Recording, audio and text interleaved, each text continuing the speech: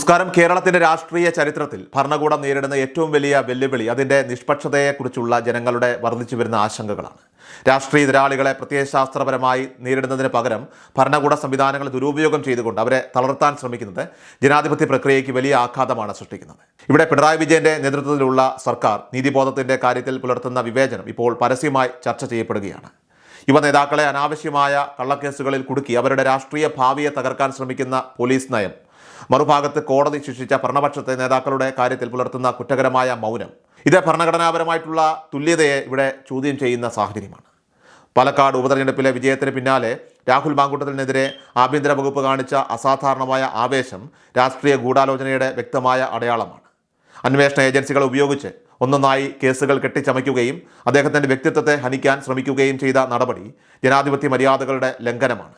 ഇത്തരം രാഷ്ട്രീയ വേട്ടയാടലുകൾക്കിടയിലും അന്വേഷണവുമായി പൂർണ്ണമായി സഹകരിക്കാനുള്ള രാഹുലിൻ്റെ തീരുമാനം സ്വാഗതാർഹമാണ്. പോലീസിൻ്റെ അമിത ആവേശവും നീതിരഹിതമായിട്ടുള്ള നടപടികളും തിരിച്ചറിഞ്ഞുകൊണ്ട് ഹൈക്കോടതി അറസ്റ്റ് തടഞ്ഞത് ഭരണകൂടത്തിന് ഏറ്റ കനത്ത തിരിച്ചടിയാണ്.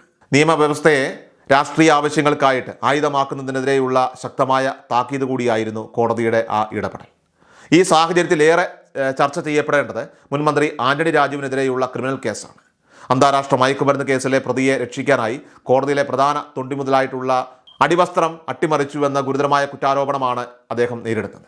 2026 ജനുവരി 3 നെടുമങ്ങാട് കോടതി അദ്ദേഹത്തെ 3 വർഷത്തെ കഠിന തടവിനായി ശിക്ഷിച്ചിരുന്നു. നീതിന്യായ വ്യവസ്ഥയെ അട്ടിമറിക്കാൻ ശ്രമിച്ച ഒരാൾ ഇത്രകാലം സംരക്ഷിക്കപ്പെട്ടത് ആഭ്യന്തര വകുപ്പിന്റെ പരാജയമാണ്. കോടതി വിധി വന്നതിന് ശേഷവും ഒരു ജനപ്രതിനിധിയായിട്ട് തുടരാൻ അദ്ദേഹത്തെ അനുവദിക്കുന്നതും മുന്നണി ബന്ധത്തിന്റെ പേരിൽ അയോഗ്യതാ നടപടികളിൽ കാലതാമസം വരുത്തുന്നതുമൊക്കെ തന്നെ നിയമവാഴ്ചയോടുള്ള വെല്ലുവിളിയായി മാത്രമേ കാണാൻ സാധിക്കുകയുള്ളൂ. എന്നാൽ കോൺഗ്രസ് ആകട്ടെ രാഹുൽ മാങ്കൂട്ടത്തിൽ വിഷയത്തിൽ സ്വീകരിച്ച നിലപാട് രാഷ്ട്രീയ ധാർമ്മികതയുടെ ഒരു പ്രതീകമാണ്. ആരോപണങ്ങൾ ഉയർന്ന ഘട്ടത്തിൽ തന്നെ വസ്തുതകൾ പരിശോധിക്കാനും അച്ചടക്ക നടപടികളിലേക്ക് നീങ്ങാനും പാർട്ടി മടി കാണിച്ചില്ല. കുറ്റക്കാരെ സംരക്ഷിക്കുന്ന നിലപാടല്ല, മറിച്ച് സത്യത്തിനൊപ്പം നിൽക്കുന്ന രീതിയാണ് കോൺഗ്രസ് പിന്തുടർന്നത്. അതേസമയം സമാനമായ സാഹചര്യത്തിൽ CPM സ്വീകരിക്കുന്ന നിലപാട് വിരോധാഭാസമാണ്. കോടതി കുറ്റക്കാരനാണെന്ന് കണ്ടെത്തിയ ആന്റണി രാജുവിനെ ചുവപ്പ് ഉരിച്ച് സംരക്ഷിക്കുന്നവർക്ക് രാഹുലിൻ്റെ കാര്യത്തിൽ ധാർമ്മികത പ്രസംഗിക്കാൻ യാതൊരു അർഹതയുമില്ല. ഭരണപക്ഷത്തെ നേതാവാകുമ്പോൾ നിയമം മൃദുവാകുകയും അതോടൊപ്പം തന്നെ പ്രതിപക്ഷത്തെ നേതാവാകുമ്പോൾ അത് അടിച്ചമർത്തൽ ആയുധമാകുകയും ചെയ്യുന്നത് സ്വേച്ഛാധിപത്യപരമായിട്ടുള്ള പ്രവണതയാണ്. നിയമസഭാ സ്പീക്കറുടെയും ഭരണകൂടത്തിൻ്റെയും ഇരട്ടത്താപ്പ് ഈ വിഷയത്തിൽ കൂടുതൽ പ്രകടമാണ്. രാഹുൽ മാങ്കൂട്ടത്തിൻ്റെ കാര്യത്തിൽ റിപ്പോർട്ടുകൾ തേടാനും നടപടികൾ വേഗത്തിലാക്കാനും അമിതമായ താല്പര്യം കാണിച്ചവർ ആന്റണി രാജുവിൻ്റെ അയോഗ്യതയെക്കുറിച്ച് മൗനം പാലിക്കുന്നത് സംശയാസ്പദമാണ്.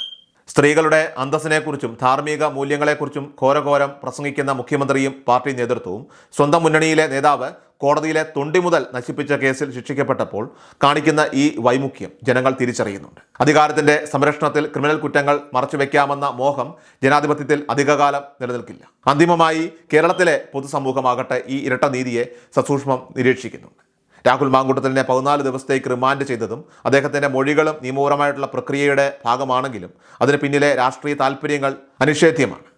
രാഷ്ട്രീയ എതിരാളികളെ ജയിലിൽ അടച്ച് നിശബ്ദമാക്കാമെന്നത് മിഥ്യാധാരണയാണ്. ആന്റണി രാജുവിനെ പോലെയുള്ളവർക്ക് സംരക്ഷണം ഒരുക്കിക്കൊണ്ട് രാഹുലിനെതിരെ ധാർമ്മികതയുടെ കുപ്പായമണിയുന്ന CPM നിലപാട് വരാനിരിക്കുന്ന തെരഞ്ഞെടുപ്പുകളിൽ ജനങ്ങൾ തീർച്ചയായിട്ടും വിചാരണ ചെയ്യും.